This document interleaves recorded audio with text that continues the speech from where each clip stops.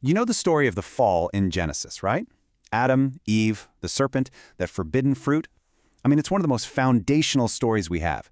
But what if I told you there's something else going on?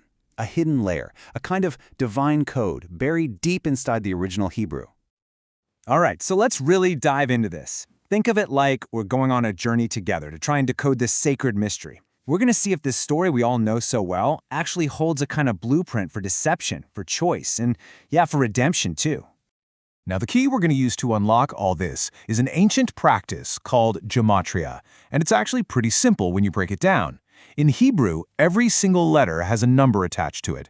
So you can take a word, add up the values of its letters, and suddenly you start seeing these hidden connections between ideas that you'd never think were related. It's basically the tool that lets us read between the lines. Okay, so where do we start?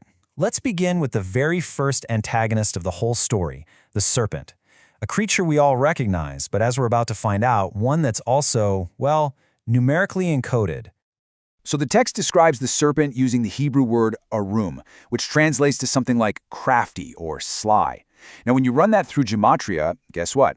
The numerical value is 316, and that number itself is linked to concepts of subtlety and deception. So right from the get-go, the code is confirming the serpent's character. And think about how this whole deception kicks off. It's not with some big command or a scary threat. No, it starts with a simple, quiet question. Did God really say? See, that's not a direct attack. It's way smarter than that. It's a perfectly crafted question designed to plant one single powerful seed: doubt. Okay, and this is where the code just gets wow. The Hebrew word for doubt, safek, has a gematria value of 240. Now hold that number in your head, because the exact same number, 240, is the value for Amalek, the ancient, relentless spiritual enemy of Israel. The code is basically screaming at us that doubt isn't just a feeling, it is a spiritual enemy. So, how does this doubt actually lead to the fall? Well, it wasn't just one impulsive mistake. The text shows us it was a very deliberate sequence, a step-by-step progression that actually engaged all 5 of the senses. Just look at how this unfolds. First, it starts with seeing. The woman saw. Then it moves to touching. She took of its fruit. Then comes desiring. The text says the tree was desirable. Then, of course, tasting, and ate. And finally, it ends with speaking, which immediately twists into blaming. It's such a clear, sensory-driven path, from the first look all the way to the final act. And right here, we stumble upon this just profound paradox buried in the code.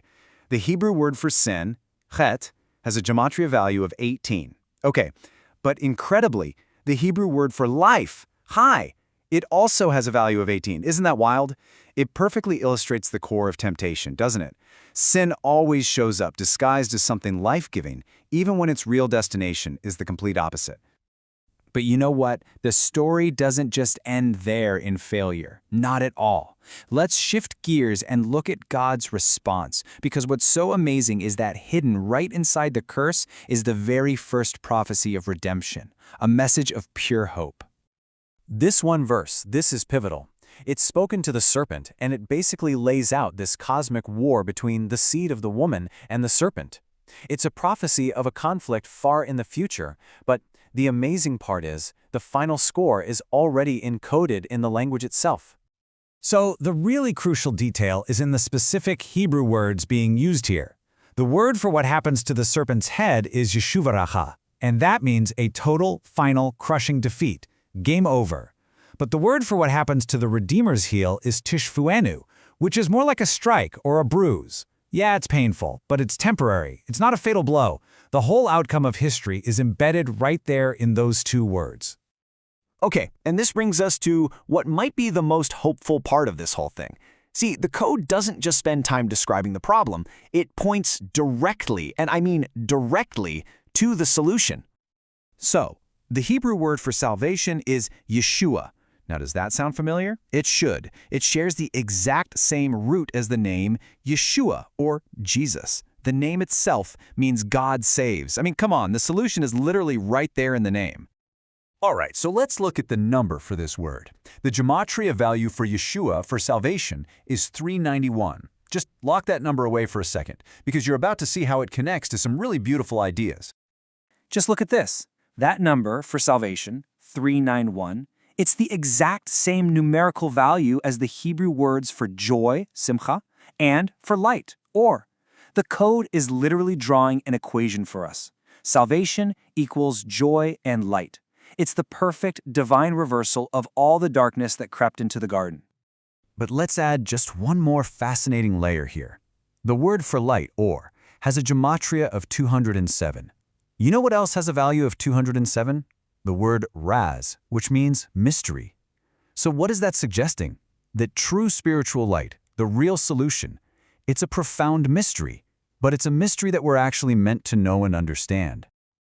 And all of this brings us to the final and maybe the most powerful revelation in this entire hidden code.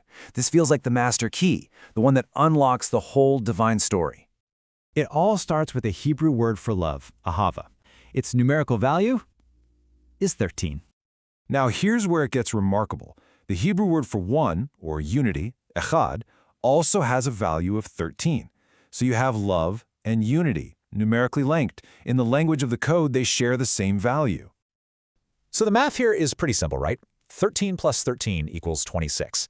But what in the world is so special about the number 26? That number, 26, is the sacred numerical value of God's holy name, YAH-WEH. The code is revealing that when you add love and unity together, you get the numerical representation of God Himself. So the ultimate principle, the final conclusion of this whole code, is this incredibly simple yet profound equation. Love plus unity equals God. And when you think about it, that is what was broken in the fall. And it's the entire goal of redemption. And so this really leaves us with one final big question to think about. Could this whole intricate numerical code just woven through the fabric of Genesis be a timeless divine message? One that points us from the very beginning of the story to its ultimate end, revealing that the greatest power in the entire universe is the fusion of love and unity?